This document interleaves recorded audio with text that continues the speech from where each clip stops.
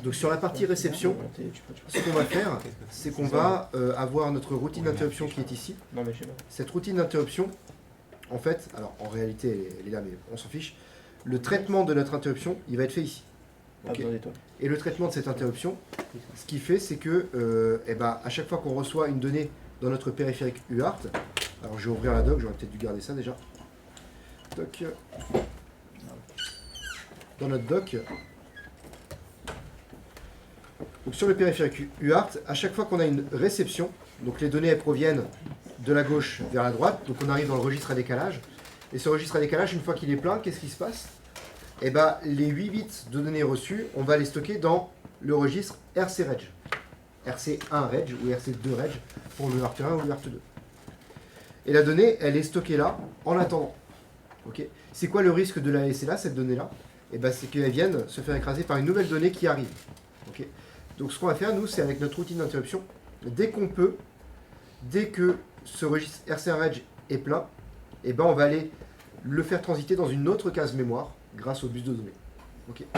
Comment est-ce qu'on sait que ce registre-là a été rempli? On le sait parce qu'il y a un bit RC1IF qui permet de déclencher l'interruption. RC1IF, le interrupt flag pour ma réception sur le UART1. Ok. Et ça, c'est à condition d'avoir fait un RC1IE, donc on est autorisé l'interruption. Et ça, c'est ce qu'on a déjà fait dans UART1 init. Ok. Donc quand j'ai une interruption, quand je reçois une donnée, ça déclenche une interruption qu'on va traiter avec cette routine d'interruption-là. Et là, ce qu'on va faire, c'est on va regarder déjà. Est-ce que c'est bien mon flag qui a déclenché l'interruption? Si c'est le cas, en gros, je résume, mais l'étape importante, elle est là, c'est lire la donnée et on va la mettre dans ce registre-là, dans cette case mémoire-là. Ok. Alors déjà, première étape, comment je fais pour vérifier qu'on est sur l'UART1 qui a déclenché l'interruption? Quel est mon indicateur d'interruption sur l'UART1? On vient de le voir. Mon indicateur, c'est lui, RC1IF. Donc il faut que je regarde, est-ce que ce flag-là, il est passé à 1? S'il est passé à 1, c'est-à-dire que j'ai une interruption déclenchée par la réception sur l'UART1. Ok, comment je fais pour vérifier ça? Pof, on va tout couper. Comment je fais pour vérifier ça? C'est quel flag qui m'intéresse? RC1IF. Si vous allez voir dans la doc RC1IF, c'est un bit qui se trouve dans le registre PIR3. Rappelez-vous PIR, Peripheral Interrupt Request. Donc j'allais voir là. Et RC1IF, dans ce registre-là, PIR3, RC1IF, c'est le bit de flag d'interruption pour la réception par UART. S'il vaut 0, le buffer de réception de l'UART1 est vide. S'il vaut 1, le buffer de réception de l'UART1, qui s'appelle RC1 Reg, est plein. Ok. Et moi, c'est ça qui m'intéresse du coup, c'est avoir cette information-là. Donc cette information-là, on va la vérifier. Comment? Dans ma fonction UART1 getC, Donc là, pour rappel, si je reprends mon schéma, je suis dans la partie traitement de la routine d'interruption. Donc ici, première chose que je vais faire, c'est vérifier est-ce que j'ai eu une réception sur le UART1.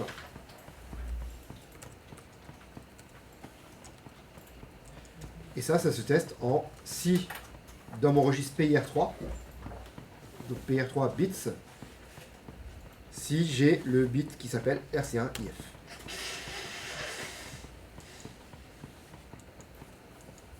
Ok. Et donc si c'est le cas, qu'est-ce que je dois faire? Si c'est le cas, je dois faire un peu de traitement, qui est ici. Si c'est pas le cas, qu'est-ce que je dois faire? Juste rien, je contourne. Ok. Donc le rien, je contourne, paf, il va être fait ici. Et là, c'est la fin de la routine d'interruption. Ok. Mais du coup, je prends dans l'ordre. Si j'ai mon interruption, donc ça c'est check, on vient de le faire. Il faut que j'acquitte ma requête d'interruption. Alors, je vais être plus précis, il faut que j'acquitte le flag d'interruption. Comment je fais pour acquitter le flag d'interruption? On le met à 0. Est-ce que c'est possible? Ouais, donc ça aurait été pire 3 bits .rc1if égale 0. Sauf que c'est un bit qui est en lecture seule. Je ne peux pas aller écrire la valeur 0 dedans. Ok. comment je fais pour le clear? Il est clear en lisant RC1 Reg. Donc il va falloir que je fasse une lecture dans RC1 Reg, tout simplement. Ok, et ça va remettre ce bit-là à 0, donc ça va acquitter le fait que le buffer est plein et donc il passera à vide. Ok. Donc il faut que je fasse une lecture de RC1 Reg. Mais à la limite, on peut fusionner ça avec lire données. On est d'accord? Je lis à données. Donc comment je lis la donnée? La donnée elle est stockée où? Pour l'instant elle est stockée dans mon périphérique UART1. Toc, mon UART1. Il est là, donc elle est stockée dans RC1 Reg. Et moi ce que je veux, si je regarde ce schéma là, c'est que je lis la donnée qui est dans RC1 Reg. Donc je lis la donnée qui est dans RC1 Reg. Et il faut que je la partage, il faut que je l'écrive dans buffer réception. C'est quoi buffer réception? C'est quoi ce cadre qui est en vert ici? Ce sont des variables globales. Donc il faut que je crée une variable globale. Ok? Alors je commence par ça. Ici il y a un to-do. Tiens, comme par hasard. C'est ici que j'ai créé une variable globale de taille 8 bits. Ok? Et je vais l'appeler buffer réception UART1. Donc ça, c'est ma variable globale dans laquelle je vais stocker. Et qu'est-ce que je fais? J'écris buffer réception UART1 égale RC1 Reg. Et ça permet de faire quoi? Ça permet de récupérer la donnée de l'UART. La donnée depuis l'UART, si vous préférez. Depuis le registre de réception de l'UART1. Ouais, aussi.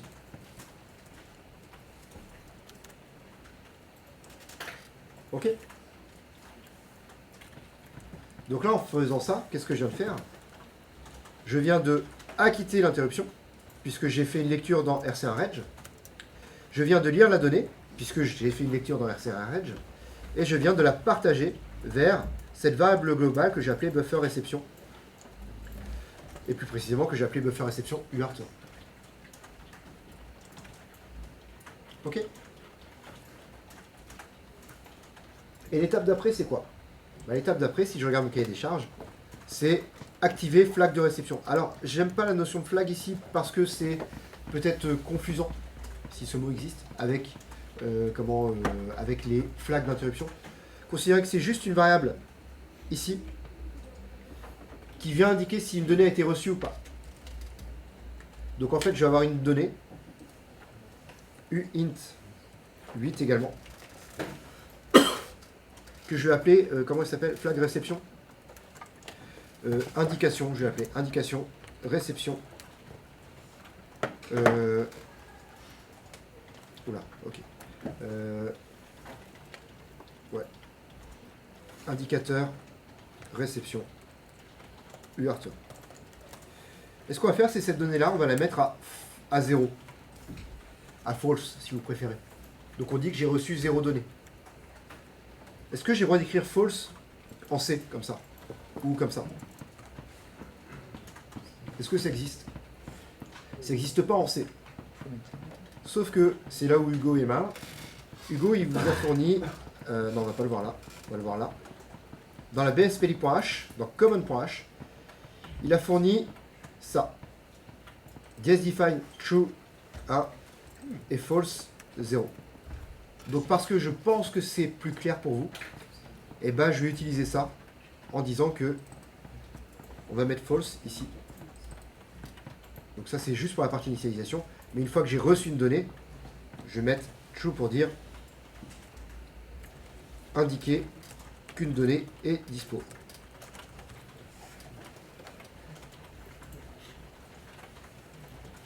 Et là j'ai la partie réception de l'UART1. Pas réception, pardon, mais gestion de la routine d'interruption de l'UART1 qui est faite. C'est-à-dire que je vérifie dans un premier temps, est-ce que j'ai une réception sur l'UART1?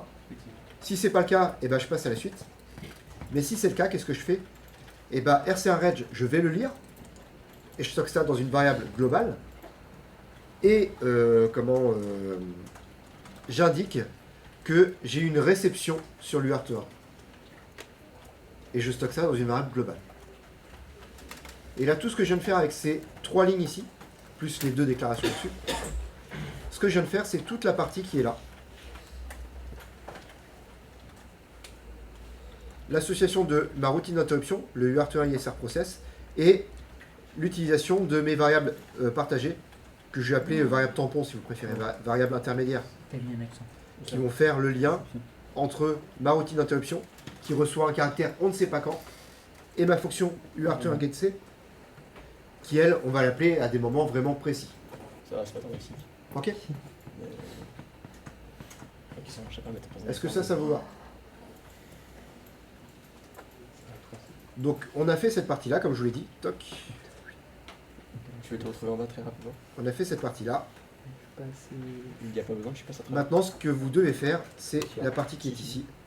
La fonction UART1 getC.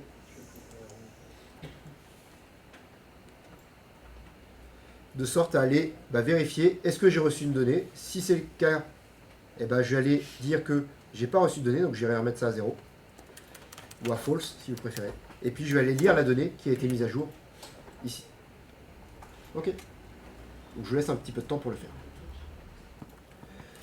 Donc pour reprendre là où on s'était arrêté, c'était on a rédigé la routine d'interruption qui allait remplir des variables tampons, des variables globales. Donc ce sont bien des variables qui sont situées en RAM. Et donc avec la donnée qui a été reçue par le périphérique UART1, on l'a stockée dans un truc qu'on a appelé buffer réception UART1.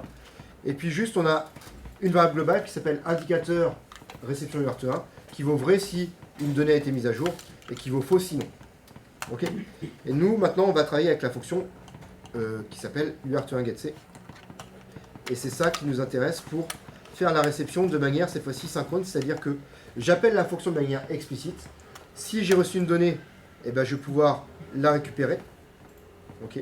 Si j'ai pas reçu de donnée, je vais pouvoir juste dire faux et on passe à autre chose. Ok. Alors, première chose, c'est cette structure-là, vous la connaissez maintenant, un test. Qu'est-ce que je teste? Je teste à savoir la variable. Alors, c'est pas la variable buffer, c'est mon indicateur de réception. Ok. Donc, dans mon UART1 getC, première chose que je vais faire, c'est faire un petit test. Si indicateur réception UART1, s'il est égal à vrai, et du coup, je vais pouvoir faire un certain traitement. Ok. S'il est égal à vrai, je vais faire ce traitement-là. Sinon, qu'est-ce que je fais? On saute. On saute et je fais On retourne faux. return false. Ceci est un mensonge. Donc du coup, return false. Ok, ça c'est le cas où où j'ai pas reçu de données. Mais le cas où j'ai reçu une donnée, qu'est-ce que je fais? Première chose, acquitter le flag de réception. Alors qu'on se met d'accord, c'est pas le flag d'interruption, c'est le flag au sens indicateur du terme. Et donc c'est bien cette même variable que je viens de lire. Donc c'est-à-dire que ici, ce que je dois faire, c'est un indicateur buffer de réception. Que fais-je? Je le mets à false. Ok. Donc la question, ai-je une donnée à jour ou une donnée non lue? Toc. Si oui,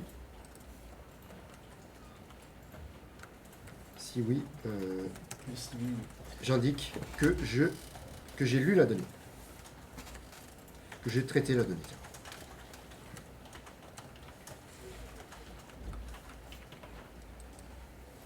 Ok.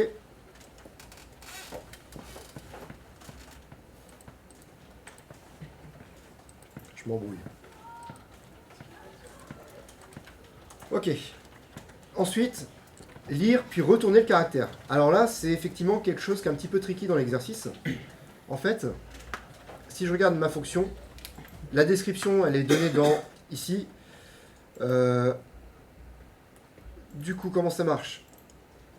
getC, il a un paramètre qui s'appelle echo. Echo, c'est un paramètre qui est en lecture seule parce qu'on voit qu'il n'y a pas d'étoile ici. Donc, c'est-à-dire que je passe une valeur. Si ça vaut 1 ou si ça vaut 0, ça va activer ou désactiver l'écho. J'en reparle après. Par contre, c'est payload qui est un peu particulier. Payload, c'est un pointeur vers la donnée à recevoir. Je vais me placer dans le cas. Je vais me placer dans le cas où j'appelle la fonction. Si je me place dans le cas où j'appelle la fonction, à quoi ça ressemble? Je vais avoir ma fonction main. Toc. Je vais écrire des machins, des bidules. Poup, poup, poup. Poup, poup, poup. Et à un moment donné, je vais faire un appel à la fonction uart 1 getC. A priori, qu'est-ce qu'il est attendu? Qu'est-ce qu'on est censé passer à cette fonction-là? On a deux paramètres. Le premier, le deuxième, pardon, on a dit echo, il vaut soit 0, soit 1. Donc en gros, je passerai un truc qui vaut soit, par exemple, true ou false, peu importe. Ça, c'est mon deuxième paramètre. Mais le premier paramètre que je dois passer, c'est quoi? C'est quoi ça? Enfin, c'est quoi ça, pardon?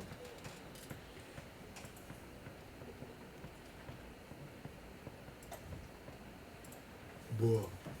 C'est quoi ça? C'est un pointeur. Ok. C'est quoi un pointeur?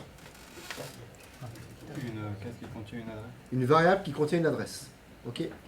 Donc ça veut dire que là, ce qu'il attend, cet endroit-là, c'est quoi? Une adresse. C'est une adresse. Il veut qu'on lui file une adresse là. Mais l'adresse de quoi? Eh bien, ce qu'on va faire en fait, je vais créer une variable, moi.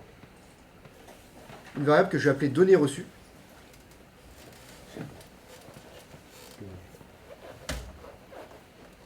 C'est ce que j'avais fait Ok. aussi. Donc, tu me Et dis- cette variable que je vais appeler donnée reçue, elle va être de quel type? Unit 8. Uint8. Pourquoi Uint8? Je réflexe. C'est la taille du ce qu'on reçoit. Parce que la donnée que je reçois par UART, c'est une donnée sur 8 bits. Et bien comment je fais pour passer l'adresse de données reçues à ma fonction? Comment j'écris ça? L'esperluette. L'esperluette de données reçues. Ok, donc ça c'est comme ça que ça se passe d'un point de vue appel de la fonction.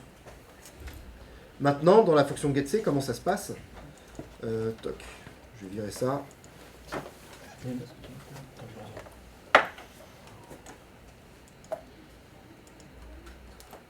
Comment ça se passe dans la fonction uart1 getC? Et bien, uart1 getC,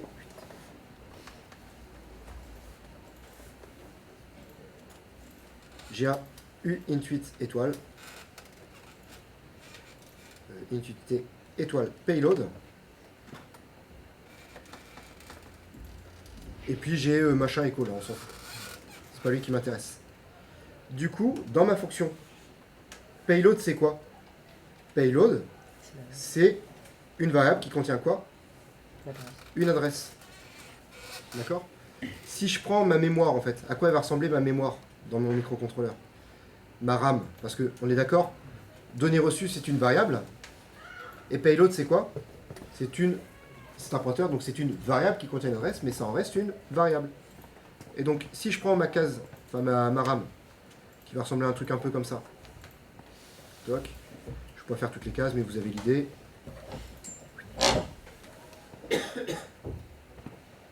Et bah par exemple, données reçues, elle se trouve à quel endroit?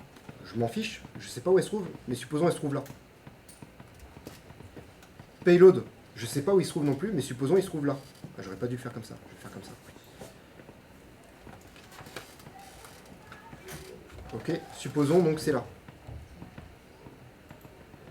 C'est quoi la valeur de données reçues au tout départ? On sait pas, hein. La valeur de données reçues, comme là je ne l'ai pas initialisé, je ne connais pas sa valeur. Donc à la limite, je m'en fiche de sa valeur ici. Ok? Et c'est quoi la valeur de payload? La valeur de payload, c'est l'adresse de données reçues. Et donc si c'est l'adresse de données reçues,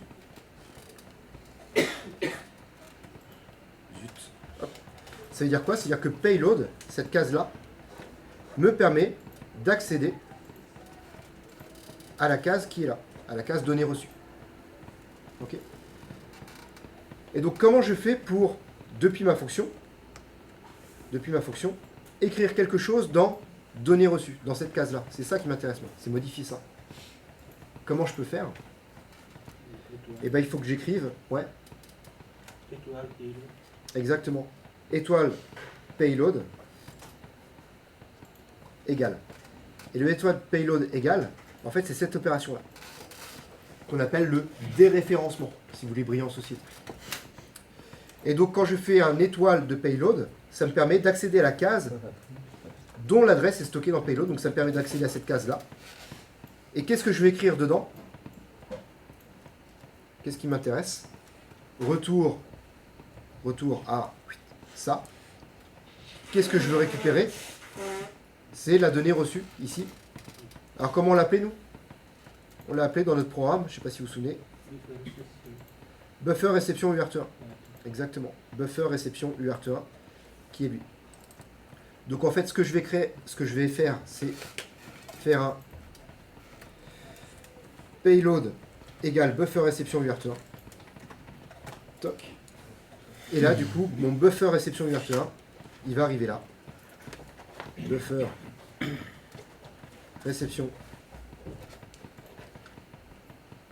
UART1. Donc c'est lui qui contient le caractère reçu. Et paf, tout ça, ça arrive. Parce que j'ai fait un étoile de payload, touk, ça arrive ici. Ok.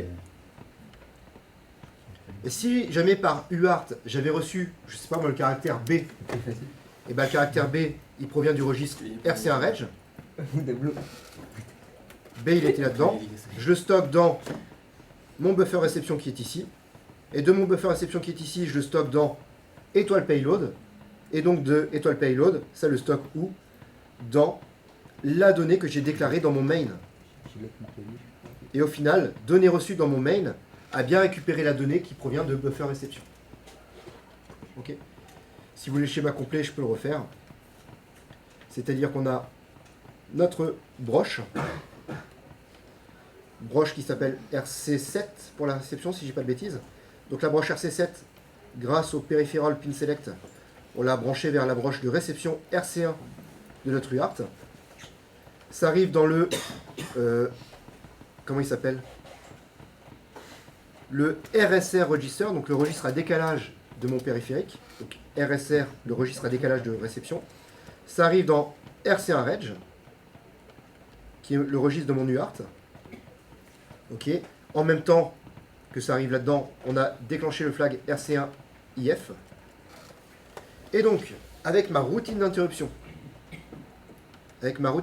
ici, je vais y arriver, toc. J'ai placé ça dans ma variable qui s'appelle, je suis perdu, qui s'appelle buffer réception UART1. Toc.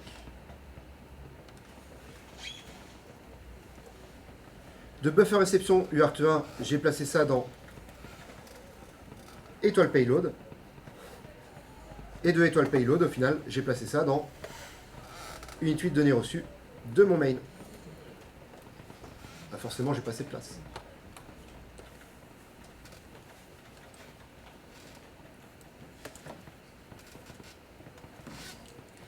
Ok. Donc c'est un petit peu long.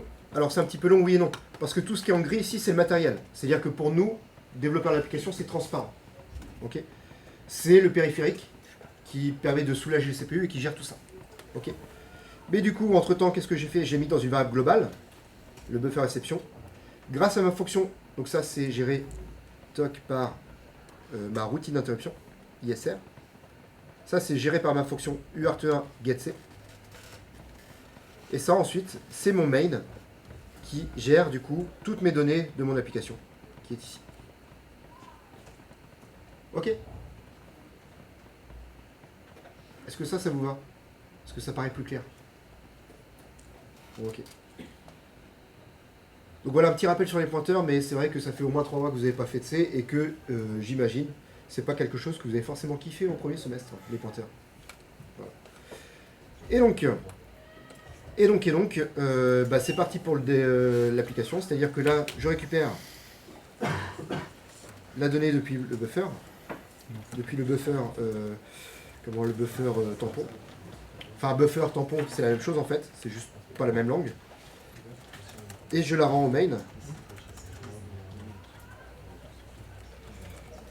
Alors, ou plus précisément à la fonction appelante.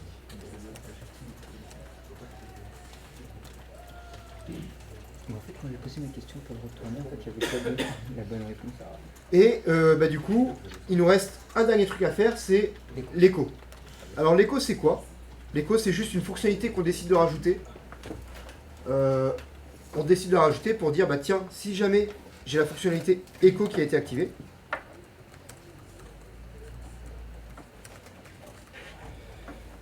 donc si j'ai echo qui a été activé, si vous préférez, on peut mettre ego égal true. Dans ce cas-là, qu'est-ce que je vais faire? L'écho, le principe, c'est vous recevez un caractère, vous le retransmettez aussitôt. Comment je fais pour retransmettre le caractère aussitôt? Comment je fais pour transmettre un caractère avec l'UART1? l'UART1, Get. Ouais. Put C. entre parenthèses, astérisque payload. Alors, ouais, soit on peut écrire astérisque payload, soit on peut écrire buffer réception UART1. Les deux sont valables. Voilà, vous écrivez ce que vous voulez. Ok. Return true. Et si jamais je ne fais pas le écho, bah tant pis, je bypass juste. Et à la fin, j'ai un toc. Ici.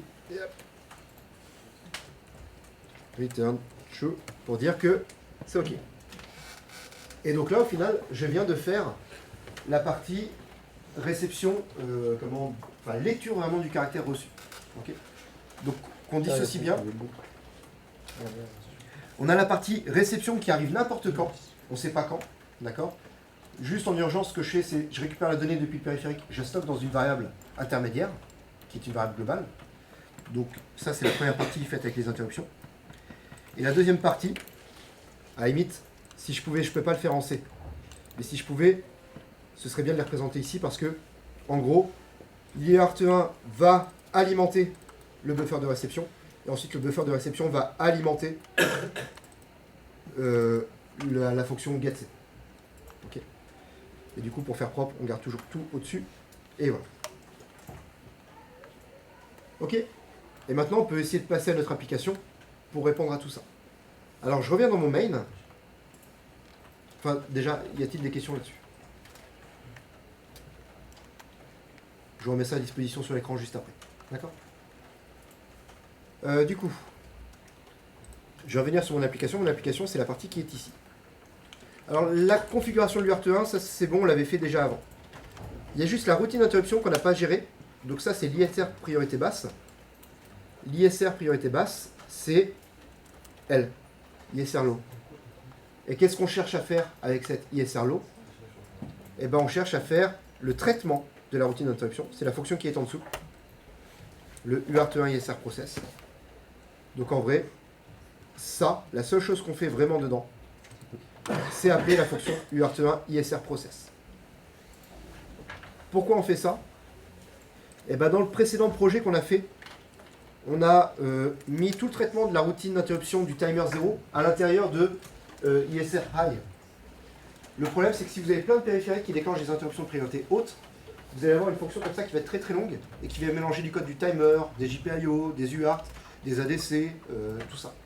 Donc pour faire ça un peu plus propre, et ben en fait, en vrai, le traitement, c'est-à-dire le process, la fonction vraiment de traitement, on va l'écrire plutôt dans le fichier driver, donc dans le fichier UART1 getC. Et puis ma routine d'interruption, elle va juste appeler ces fonctions-là. Et donc j'aurai UART1 ISR process, ADC1 ISR process, timer 0 ISR process, et ainsi de suite. Ok. Parfait. Et du coup, maintenant, on va pouvoir faire le main en fonction de l'application qui est indiquée ici.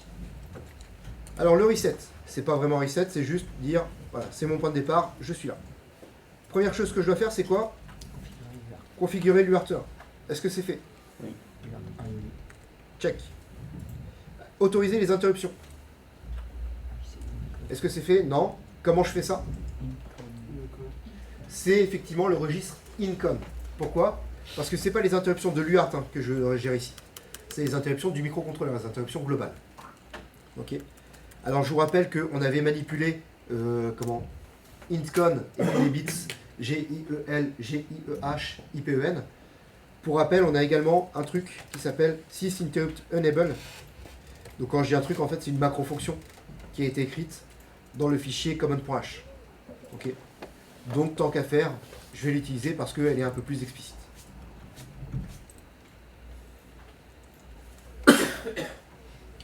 Et dans mon while, alors c'est là où je suis pas hyper fan de comment c'est traduit. Alors après, c'est vrai que c'est difficile de traduire autrement parce que ma fonction URT1getC, elle permet de faire deux choses à la fois. Elle permet de faire les deux à la fois.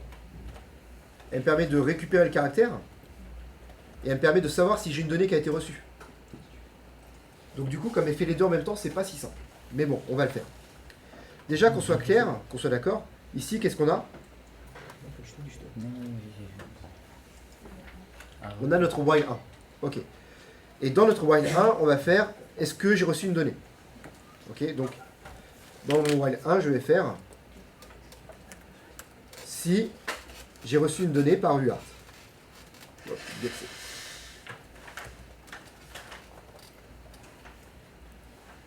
Ok. Et si j'ai reçu une donnée, qu'est-ce que je fais? Je vais faire tout ça. Sinon, qu'est-ce que je fais? Rien du tout. Donc là, la structure, elle a l'air correcte. getC, qu'est-ce que je lui passe comme argument? On l'a vu tout à l'heure. J'ai deux arguments à lui passer. Alors, payload, pour être plus précis, l'adresse là où je veux stocker ma donnée. Donc ce que je vais faire, je vais d'abord déclarer une donnée. Qu'on a appelée donnée reçue par exemple, mais vous pouvez l'appeler caractère reçu si vous préférez. Ouais, tiens, on va faire ça. Caractère reçu.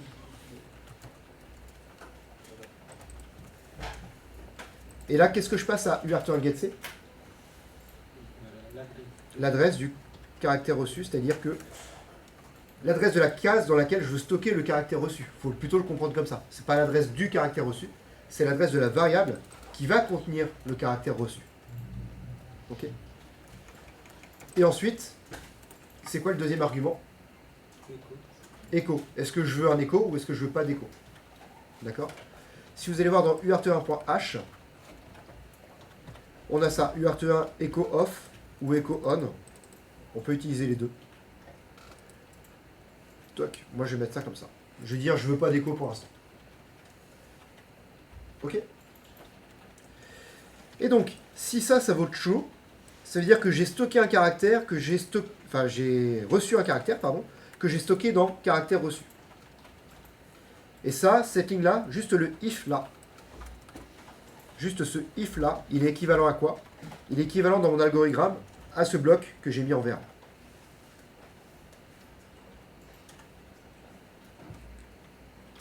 Qu'est-ce que je fais une fois que j'ai reçu ce bloc?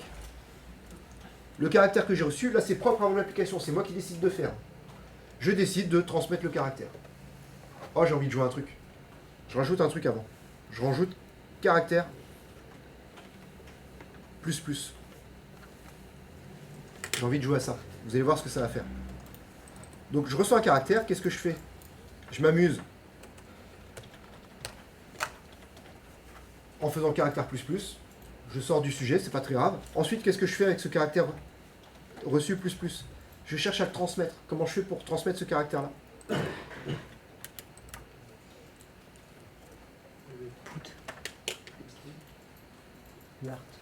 UART1 put, c'est...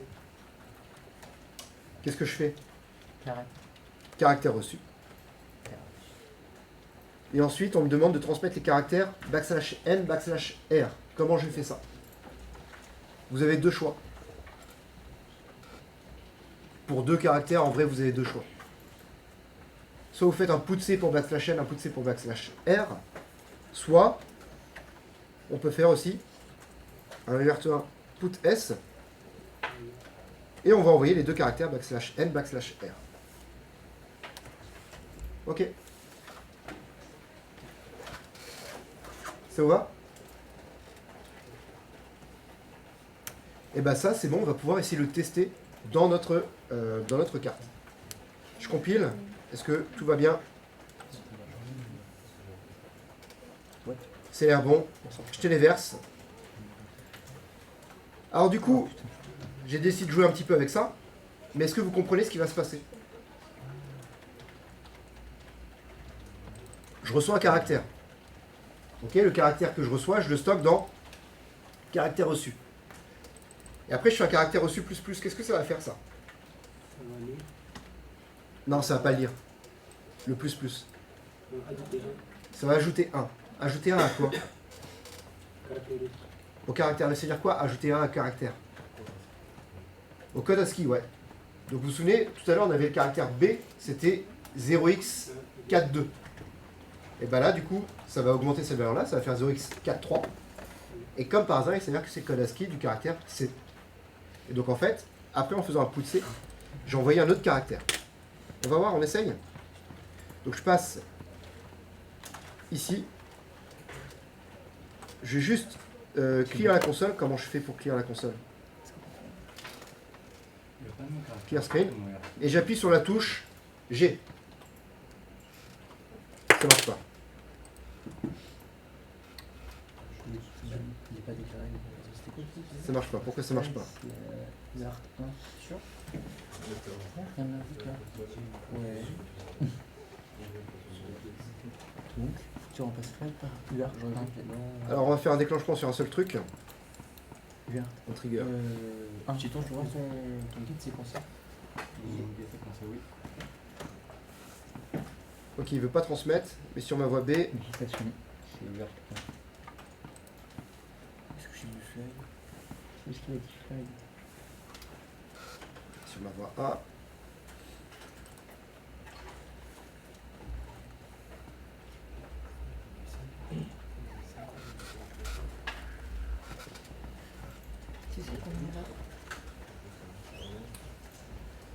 Donc on a activé l'UART, on a activé les interruptions, ça on est ok. Sur les interruptions, Ah ouais, moi ça marche, attendez.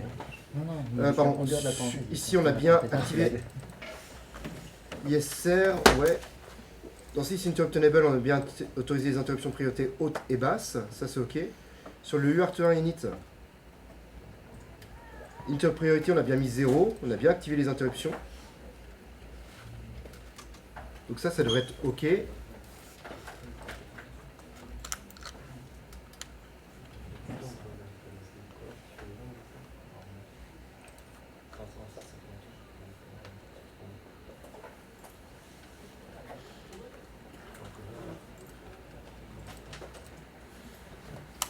On n'a pas activé le contrôle de flux. Ah si c'est bon. Si c'est bon. Je sais pas pourquoi ça marchait pas au départ. Donc je vais clear mon écran. J'appuie sur la lettre P par exemple. P minuscule. Et c'est la lettre Q qui apparaît. Pourquoi? Parce que c'est deux fois. Parce que j'ai fait le plus plus. Toc. Et c'est là où j'ai essayé de jouer ça avec vous. Enfin pas hop, ici.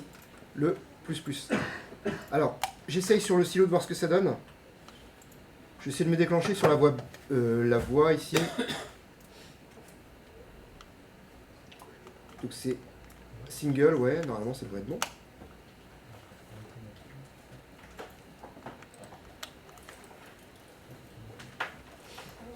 Donc si j'appuie là-dessus, pourquoi j'ai rien?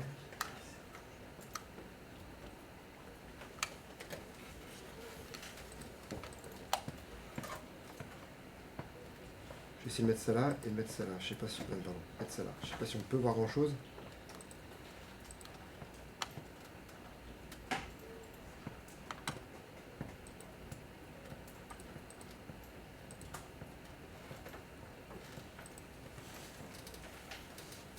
Alors j'arrive pas à le voir avec mon oscillo, mais je pense que vous pourrez le voir assez facilement. Je pense qu'il n'arrive pas à se déclencher. Mais a priori, ce qu'on est censé voir, c'est un petit truc assez intéressant sur les deux lignes. C'est-à-dire que ce qu'on est censé voir, c'est sur mon UART1, j'ai deux broches, rappelez-vous. J'ai ma broche qui s'appelle RC7, qui est branchée à la réception. Non, à la, je me souviens plus. Je me souviens plus.